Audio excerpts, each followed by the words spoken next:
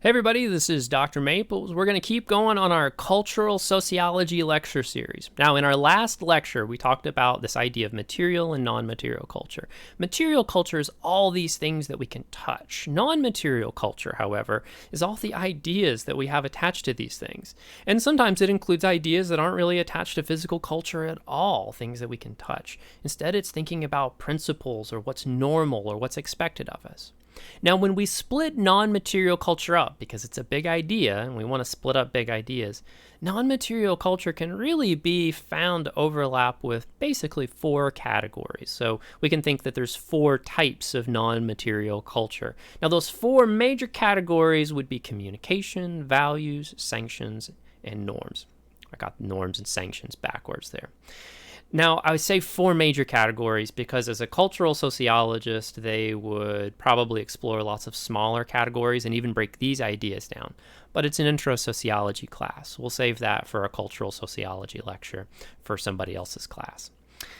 What I want to do today is take non-material culture and break it down into these four ideas. Now, I'm actually going to split this in half because there are so many ideas for us to talk about. I'm going to focus on them in a smaller chunk. First, I want to talk about communications and values in this lecture. And then in our next lecture, we'll talk about norms and sanctions. Plus, they're kind of linked together in a way, so it helps to think about them separately. Now, throughout, if you have ever any questions about any of these, feel free to email me.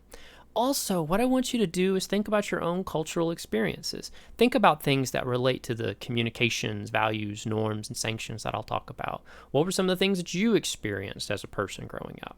I'll certainly talk about some of the things that I experienced. All right, let's get started. Let's talk about communication. Now, when we're breaking down non-material culture, communication is a great starting point. If I do like this, people are running at me and I go, what does that mean? It means stop, right? Or it means that maybe I want a high five, right? I don't know where the camera is exactly. But that means something, and you understand it. If I go like that, you understand that's a thumbs up. In fact, we have lots of symbols that I probably don't want to put on camera where people cut us off in the road and we give them certain gestures. That's communication. We're communicating without words. We're not saying a thing. Now, communication is a kind of non-material culture. It includes signs, it includes symbols, it includes gestures, it even includes the language and the way that we speak and our unique ways of talking based on our cultural backgrounds, where we might grow up, or how we as an individual might choose to speak. Now, it's exciting because this kind of communication is everywhere. It's simple. You drive around, you see a stop sign, you understand what a stop sign means. Even if you can't read English, you would understand the idea of a stop sign. In fact, people generally understand that octagonal shape, if it's red, it means stop. It doesn't matter what it says on it. It could have the word stop in multiple languages, and you'd understand that.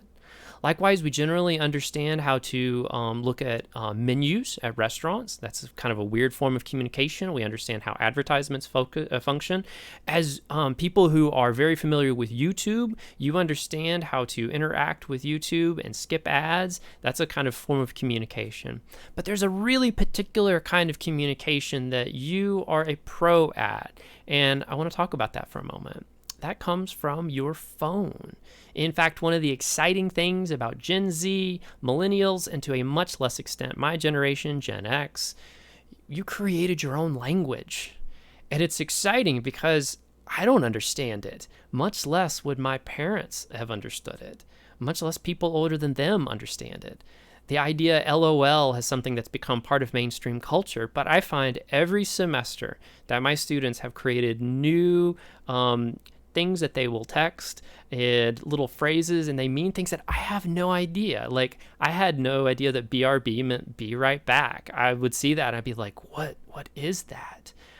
It was just this weird abbreviation, and you come up with all sorts of really cool abbreviations.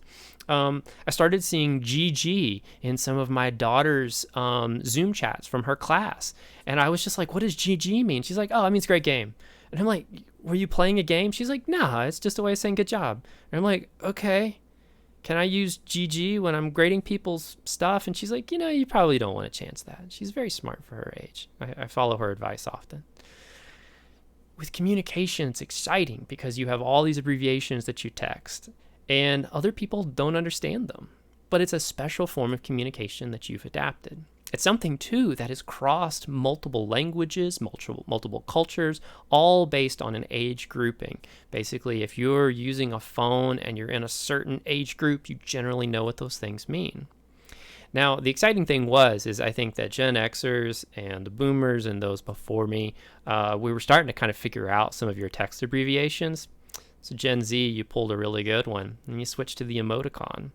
Suddenly, all of a sudden, there's all these emoticon pictures that have emojis that have all these different meanings that I don't understand. In fact, one of my favorite things to do when I'm teaching in-person classes is to have my students draw these on the board, because they don't even necessarily agree on all the different meanings and when you can use a sideways smiley face and when you can't, and when you use certain vegetables but not other vegetables, and the animals have meanings, and like all the different things. And then there's the face palm one, which I still think I'm misusing, but I just think it looks kind of funny because it's like, there's a mosquito bothering me, so you hit, that's what it means, right? So is that what it means? No, I'm seeing a no. It's exciting, though, nonetheless. This is the realm of cultural sociology. This is the realm of non-material culture. All these things have exciting meanings, and sometimes people understand them and sometimes they don't. In fact, that can lead to some very hilarious scenarios. Now, we'll save that part for another day because I want to move on.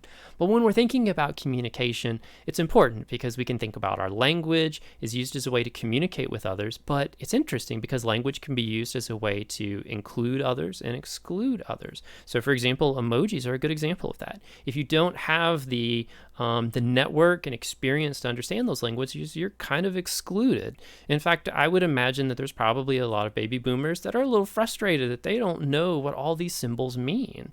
And so it kind of creates some angst against Gen Z. That's just my hypothesis, by the way.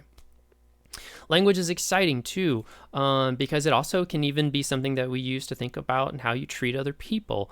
One of the things is being a native East Tennessean and also someone who's Appalachian, even though I don't have an accent, which that's a conversation for another day as well. I find that people often mistreat people based on their accents. I find that's a very common thing. So when I did have an accent in my earlier 20s and I would travel to various places, I was treated slightly differently. Now that I have a very Midwestern accent, no one thinks that I'm from Appalachia. And if I mention it, it's suddenly this assumption. It's like, oh, you're a sociologist and you're Appalachian. You study meth, right? And I'm like, no, I study rock climbers. Why would you think that I would study meth? And it's like, oh, well, you're Appalachian and you're from this region and you're a sociologist, so I just figured you'd study meth. I'm like, why? No, I study rock climbers. But it's interesting because these are all sort of ways of communication. And maybe if I had had an accent, there would have been that same assumption. Maybe people also assume that I would be less educated because I have an accent. I don't know. It's something to think about. Likewise, too, how do we use certain words to demean groups or maybe to marginalize them? Think about things like describing something as illegal. If we describe something as illegal, it has a negative connotation, right?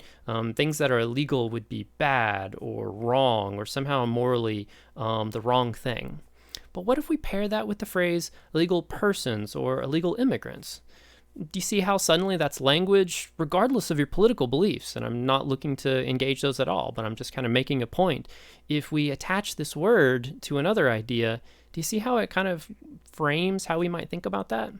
That's the power of non-material culture, and it's the power of communication. Oh gosh, but we've got so much more to talk about, so we've got to move on. In fact, let's talk about some of the values that are associated with non-material culture. Now, for a moment, think back on your own experiences as a child. What were the things that you were told were just most important things? They were things that you believed in, that you cherished, things that were important to you. What does your culture value? What were you told was the good thing to do or the good way to feel about things?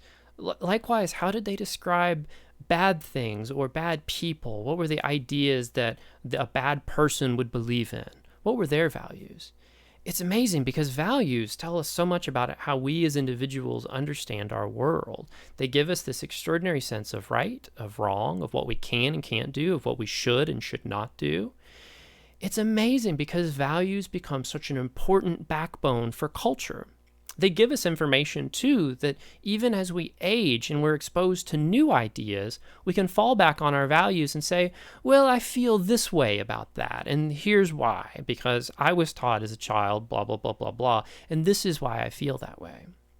One of the really interesting things, too, is that values change with time. Now, as being a historical researcher, I mentioned rock climbers and just a few minutes ago, being a historical researcher on climbers, I found that the values of that climbing community and their cultural norms have changed with time in the same way that mainstream culture changed. For example, there was a time that females who were alpinists are people who are climbing usually in snowy upper conditions. It's less about rock climbing and usually just finding a really good hiking route to the top. Not always. But with alpines, it was very normal for female alpinists to wear skirts while you're climbing. Think about that for a moment. Why? Well, females were told that they should wear skirts. Now, granted, that's something that has radically changed, right? And of course, we can go back to Scotland, which is part of my other ancestry, and we were wearing skirts for a long, long time back then. Everybody was wearing them because they were awesome. But yet that's become like a thing. In fact, I even remember in the church when I was growing up that we were taught that you needed to wear certain clothes on Sundays. Okay, we needed to dress up. Okay, that my sister should wear a skirt and that I should wear dress slacks. Okay, but why does she have to wear a skirt? I mean, at that point, it was the 1980s, so it was pretty normal that everybody was, wearing pants. It was perfectly acceptable. So why is that? Well, that's just something that we believe. It's just something that we value. You see how that works? Suddenly, these things, material culture, these pants and skirts, they have this additional meaning attached to them. And it links back to non-material culture and values. Now, that's changed with time. Many churches don't feel that way, but yet at the same time, there's entire faiths that have very specific requirements about the kinds of clothes that you are or are not allowed to wear. And often that varies based on if you're male or female.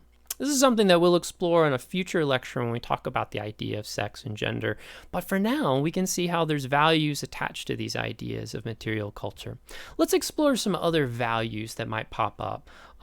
So think about some of the values that you learned as a child that might shape your daily experiences.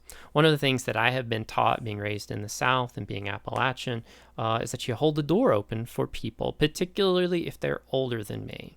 And this is something that I still do. Power doors have kind of gotten rid of some of that ability to do that. It's kind of a strange change in my non-material values because, you can't open the door for someone when there's an electric door, but I still do that. I hold the door open for people. I hold the door open for my students when I'm teaching on campus. That's something that's important to me because not only is it a sign of respect, but it's a sign of being polite. That's the right thing to do. Likewise, I would love it if someone held the door open for me, and sometimes that happens, and that's great. That's a value that is considered very important to me. That's something that I'll probably do for the rest of my days, except when I'm in New York City. I don't do that there. Why? Because that's considered abnormal. You don't hold the door open for people. You're letting strangers in. You don't know those people. Why would you let them in? Especially if it's an apartment building, you definitely wouldn't let them in. But in the South, well, you're just being kind. You wouldn't want to be considered rude. Do you see how there's differences there? That's the exciting thing about cultural sociology, values, non-material culture. Likewise, too, let's think about how values used by previous generations shape what children might expect is the right thing to do. I actually want to talk about my own research. My book on the Red River Gorge, which will be coming out in 2021. If you want to get a copy. No, I'm just kidding. Anyways, but my book talks about how many people in the Red River Gorge, which is here in Kentucky, had a very negative feeling about rock climbers. And this was even though they had never really met them in person. And it was funny because I would interview people who were my age or younger who live in places like Lee County, Powell County, Wolfe County, and so forth.